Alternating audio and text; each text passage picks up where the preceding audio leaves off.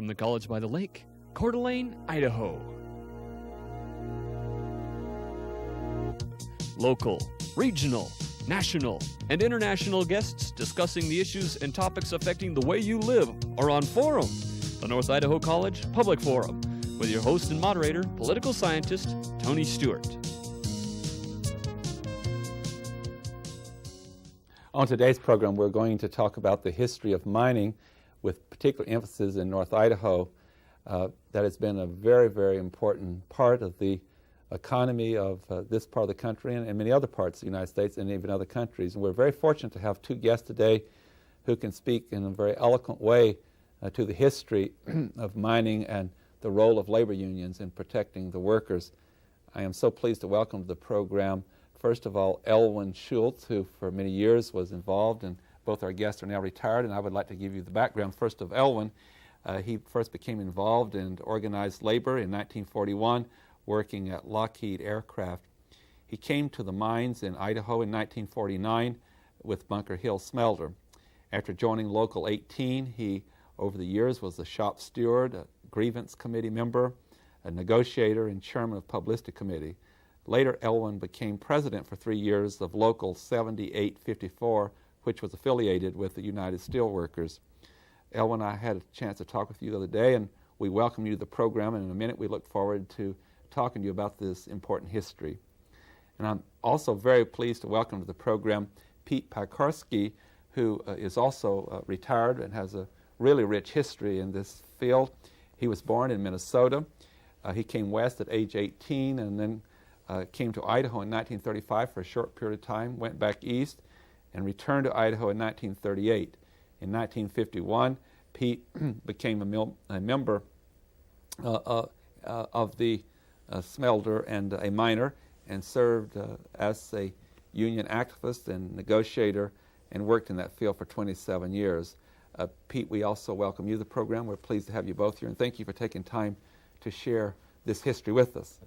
And I'm also pleased to have our regular panel, Janelle Burke, who is an attorney in the state of Idaho, and next to her is Steve Schink, who is the Dean of College Relations and Development at North Idaho College, and I shall ask Janelle to commence today's questioning. One of the interesting things to me is what life was like at the time that you gentlemen were involved in the mining industry in North Idaho. What was life like at that time? What was the scene at the very heyday, at the peak of its existence in North Idaho, at least as far as your careers were concerned? Let's start with you, Elwin, and would you tell us, and then Pete, would you chime in and tell us how you remember it? Well, the smelter, that's where I worked. I didn't work underground. I worked at the smelter. And it was a very dangerous, very unhealthy place to work. The wages was somewhat better than common labor as a waiter in a restaurant or something like that, and that's how they attracted people. But it was a very unhealthy and very dangerous place to work. There was quite a lot of turnover. They couldn't keep people there. Some they could, but an awful lot of people, they didn't stay any length of time. About how many people were working there at that time, Pete? Well, one of the best indications of how many people, for instance, the smelter had, I remember the checkoff list, and the mine had about 900 employees, and the smelter about, approaching 700, and the zinc plant slightly more than that yet, than 700. The dry house was a good indication. The hangars for the clothes, people call diggers, were everywhere, over the aisles everywhere. When Bunker Hill shut down, there was no hangars over the aisles. There was hangars available just anywhere. You know, there was that much difference in the amount of workforce at the place. When I came there in 1951, Kellogg was wide open.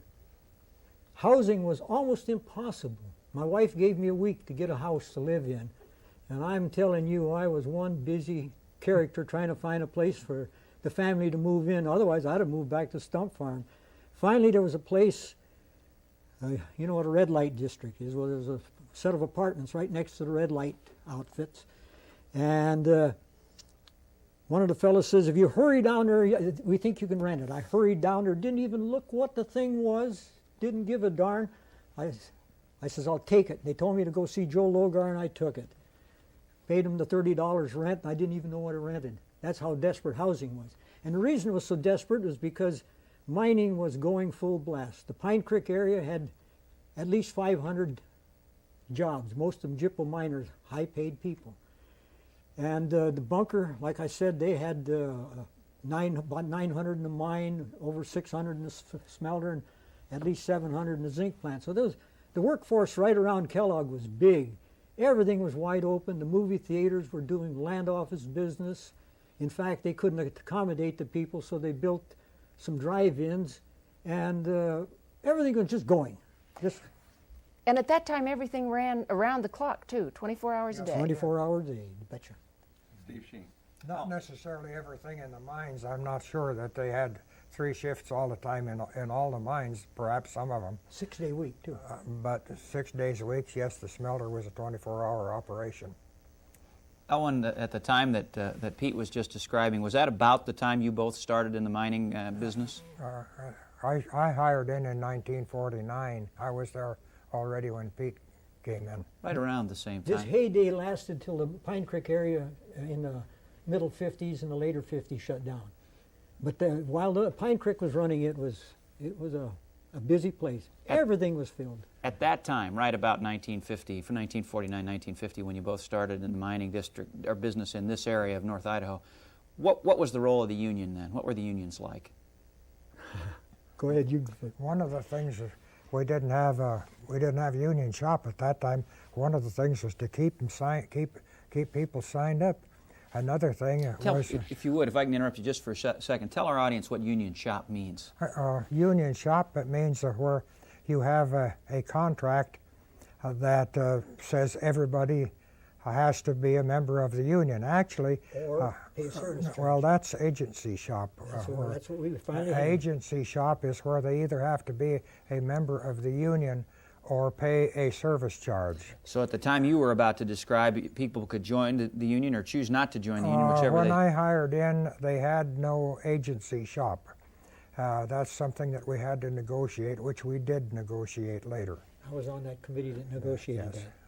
What else can you tell us about, roughly what percentage of miners and mill and smelter employees were union members then? At least, according to the checkoff list, at least 2/3 of the members at all times were, of the people working were union members. The Pine Creek was almost solid union. Mm-hmm. Page Mine was solid union. But at Bunker Hill, there was about 1/3 of them that were free riders. And what union are we talking about? We're talking about the International Union of Mine, Mill, and Smelter Workers, Local 18. In your opinion, what was that union an effective representative of the mine and mill workers at that time? Yes, Yes. that's the union that built unionism there. That's the one that organized the mine and the smelter. And it's the original one that went in and organized the unorganized. Mm-hmm. It had a reputation. I lived at Naples, Idaho for 12 years on a stump farm, and people from up there would come down and work for the winter, or they would stay down here and work. And they'd come up there, and some of them would hunt with me, and they told me there was a tough union down here that represented the workers, and they had a pay scale far in excess of anything we had up where I was at. And That's the reason I came down there. And I take it you were both union members from the very beginning of your careers in mining? Yes. I worked there 14 days, and the only reason I wasn't a union member sooner is because no shop steward approached me, and finally a shop steward walked by, and I said, "Hey, how do you get into this union?" He says, "I'll sign you up." I don't remember how many days I was there before I signed a card, but it was very few. The first shop steward that come around and handed me a card, of course I was going to go down to the hall and sign up anyway.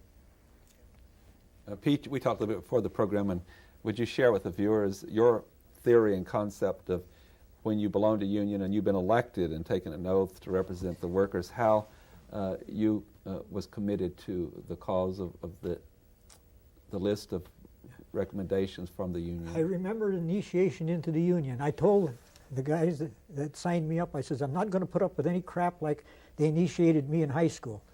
Just forget it." And he says, "It's nothing like that. You take an oath." So when I got up there, I took an oath that on my honor as a union member, fellow member, I would do what was in that oath. And one of the things was that I would work for the betterment of my fellow union people. And I took that oath literally. That meant something to me. That was as solemn as an oath could be to me. I didn't need a Bible or anything else to have my hand on. When I raised my hand and says, I pledge my honor to this, I meant it. And I mean it still today. That's what it meant to me. And I was democratically elected to the committees that I was on. For instance, the negotiating committee or as a union recording secretary. I'd done the best I could to do what those members needed for their organization. That's what that oath meant to me. And when you went in to negotiate, you were following the instructions of the your membership. Members.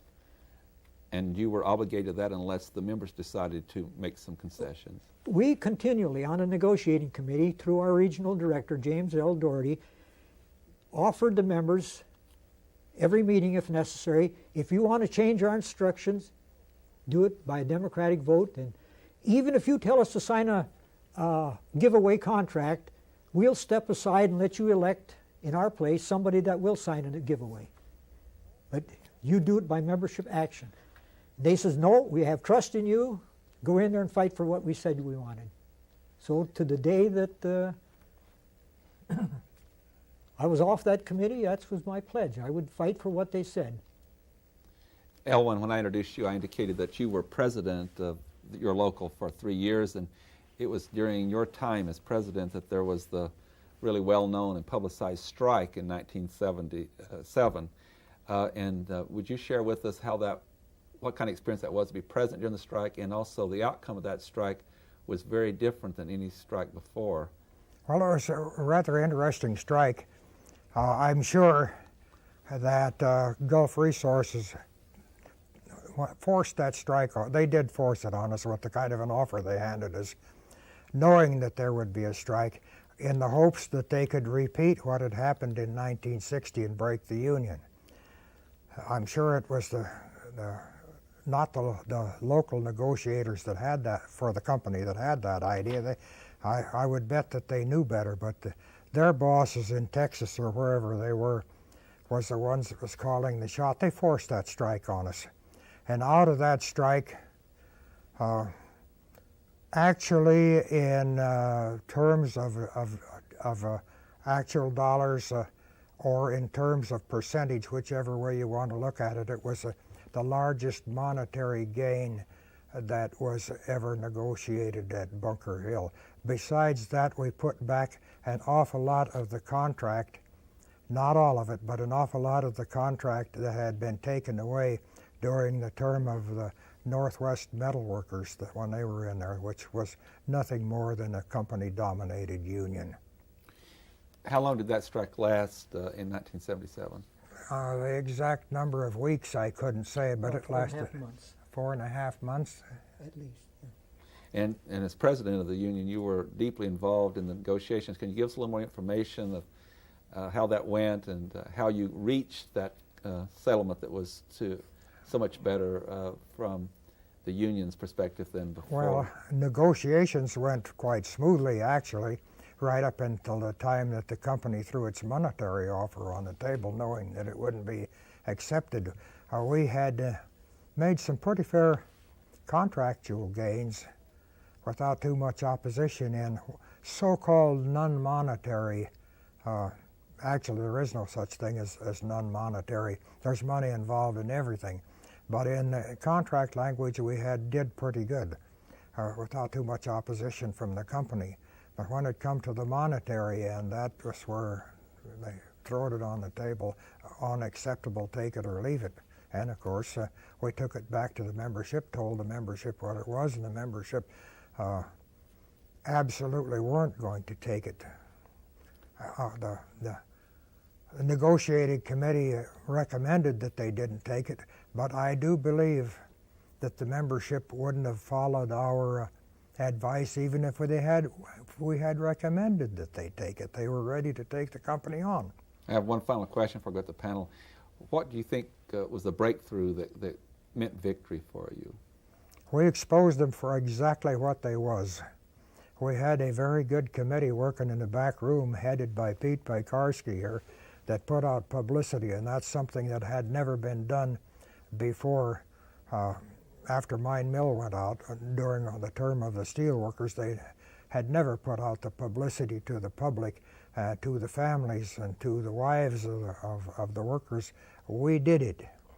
And we kept the people solid, kept the families solid, knowing what was going on. And the word finally got back that if they want to have operations, they'd better offer us a settlement that we could accept. In my estimation, what made Bunker Hill come up with something decent was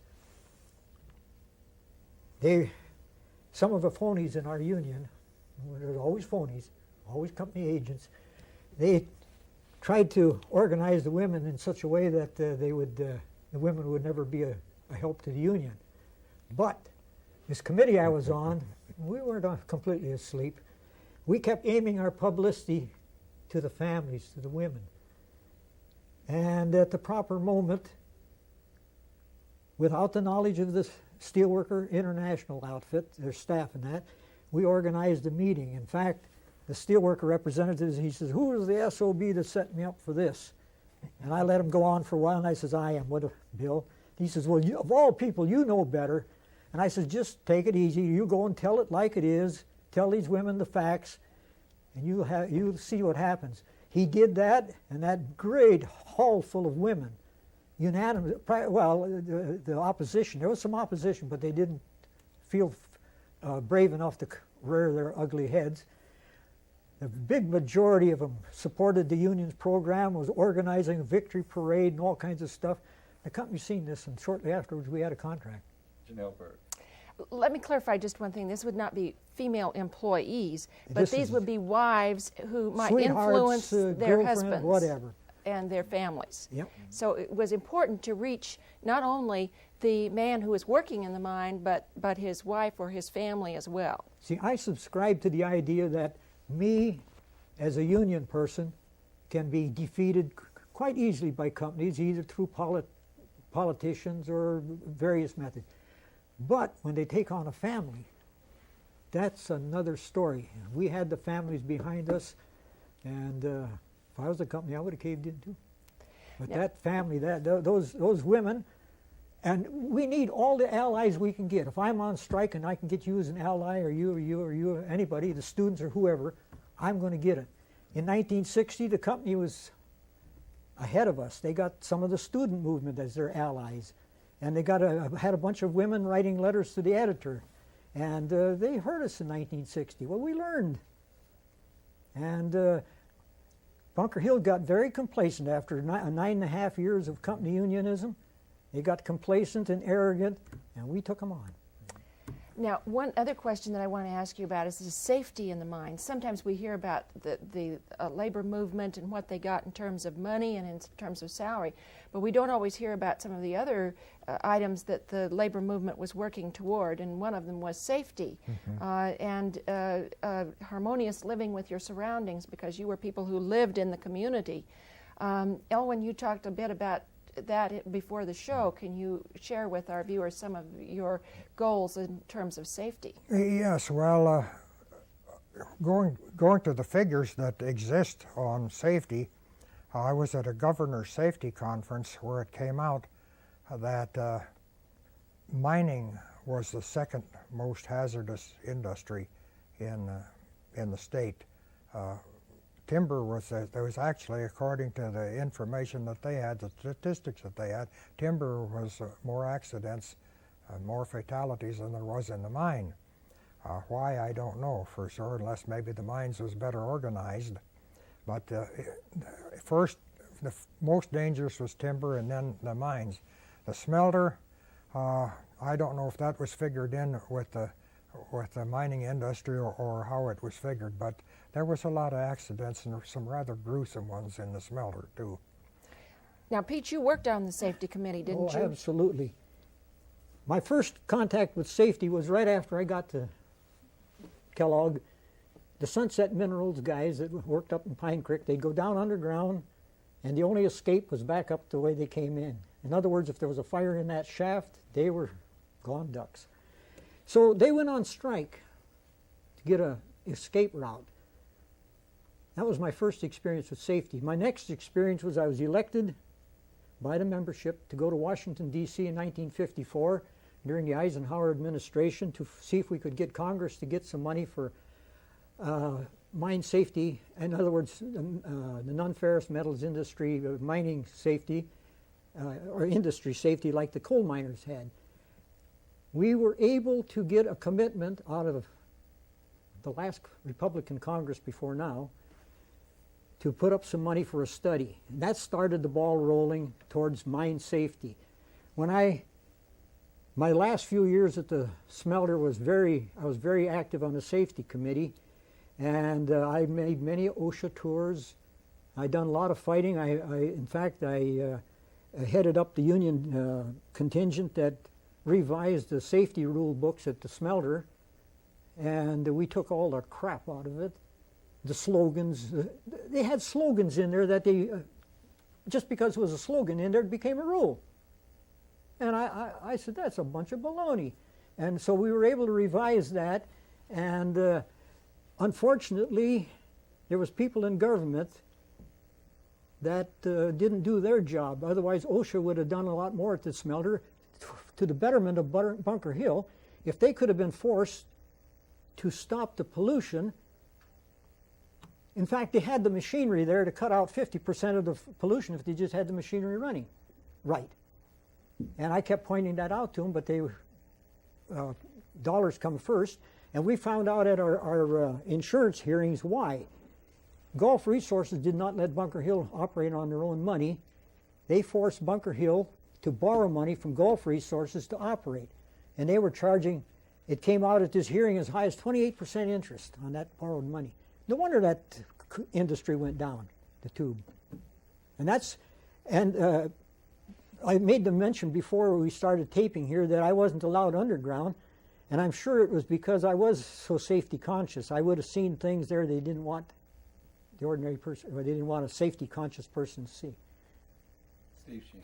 We talked earlier, and I think you told me that when you gentlemen both began your careers, you joined the International Mine and Mill Workers Union. Is that correct? Mm-hmm. International Association of Mine, Mill, and Smelter is the International full name Union of it. Mine Mill.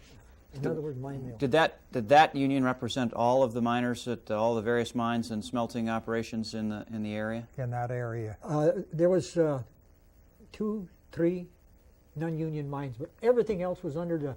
When I came there in 1951, there was an industry-wide contract for the whole valley except those non-union mines. The Star, the Polaris, and there was one more, but I can't think of the name. But all the rest of them, there was a whole bunch of them. There was, must have been about 30 different outfits were under the same contract. And the mining industry, through their association, kept chipping away at that solid block. And over the years, through raids and whatever, shutdowns and that industry-wide block kept being chipped away. Well, that was going to be my next question. When you ended your careers in the mining business, what unions did you belong to? Steelworkers. United Steelworkers. Yes. Yes. How did that transition come about? Well, the mine mill, when it was pretty well killed off by the raids by the steelworkers, finally, after a change in the steelworkers' leadership, decided that they would merge with the steelworkers. And the steelworkers had been trying to take them over for years and years, and they had defeated raid after raid in many locals, but some locals, they weren't successful, and steel took it over. It had weakened mine mill quite a bit. Well, there was a change in the presidents of the steelworkers. The president that had taken over was closer to being a union person than the one that had been there during all the raids, and mine mill merged with steel. So when Northwest, when the people were ready to dump Northwest, they were looking around for a union to join, and it was mainly Pete here that steered him in the direction of the steelworkers, because it was the best we had that we could bring in there at the time.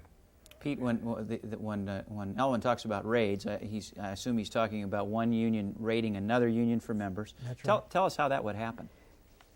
the law says that so many days prior to expiration of a contract, other bargaining outfits or non-union outfits or even decertification can come in and petition for election. All you need is a sign-up of 30, supposedly 30 members. In Butte, we caught them copying names off of gravestones even. But anyway, 30% is easy to get. You know, there's always a bunch of people that are dissatisfied, and there's a bunch of people that can be misled with buy them a few beers and they'll sign almost anything. Well, anyway, the raid would come along and we'd defeat raid after raid after raid, and it was just wearing us down. So finally, in 1967, the steelworkers got rid of what they call Wavy Davy McDonald, the president of steelworkers, and elected I.W. Abel, who is, like Elwin said, closer to being a union person. And we merged with them, and it was a bitter pill. And the people asked me, why did you vote for that? I says, look, when I attack somebody like the company, I use the tools I have. And all I've got is an old, rusty, dull knife called the steelworkers. But that's the best I've got. I'm going to take that knife and I'm going to see if I can't clean the rust off and sharpen it up. And that's what we did with steel. The infusion of new blood from mine mill just raised the militancy of the whole steelworkers. Elwin, we're just about out of time. We just have just a very short time, but what message would you leave with us about your experience? And Pete has just talked about that. What was most fulfilling for you in your work as a union official? Bringing people into the union and getting them more for their work, and that's what needs to be done today, and it's what I'm sure is going to be done. Labor, since the end of World War II, has been on the backslide most of the time, and today it's coming forward again, and I'm sure that not only organized labor will benefit from this, but the entire economy will benefit from it as organized labor builds, and it's on the way back. We were just talking about this Wavy Davy McDonald and his raids and the likes of that. That type of union leader has been voted out today. On that note, I have to bring the program to conclusion. On behalf of our panel and our staff, gentlemen, I thank you for being here. To go back in history and talk about your days and your work for the unions has been very informative, and we thank you for being here. Ladies and gentlemen, I would like to invite you to be with us again next week when we will turn to yet another subject, and we thank you so much for being with us this week and this interesting dialogue that we've had. Until next week, please have a good week. I am Tony Stewart.